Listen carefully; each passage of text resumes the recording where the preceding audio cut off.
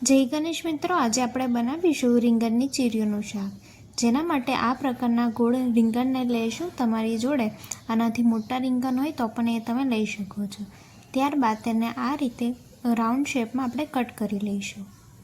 ત્યારબાદ તેની ઉપર મસાલો કરવા માટે આદુ મરચાં લસણની પેસ્ટ, હળદર, મરચું, ધાણા જીરું, મીઠું, હિંગ અને થોડું તેલ લઈને એને મિક્સ કરી લઈશું અને એની ઉપર સ્વાદ પ્રમાણે લીંબુ એડ કરી દઈશું।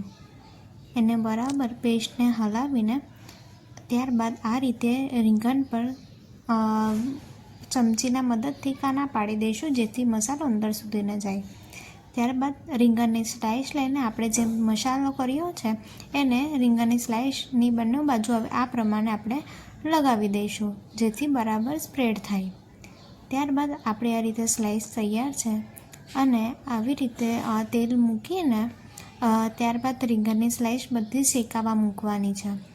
તમે તેલ થોડું વધારે એડ કરીને પણ કરી શકો છો। ત્યારબાદ તેને ઢાંકી દેવાની છે, જેથી તે બરાબર શેકાઈ જાય। ત્યારબાદ તેને 10થી 15 મિનિટ રાખીને એને આ રીતે પલટાઈ શકો છો, જેથી બીજી સાઈડ શેકાઈ જાય।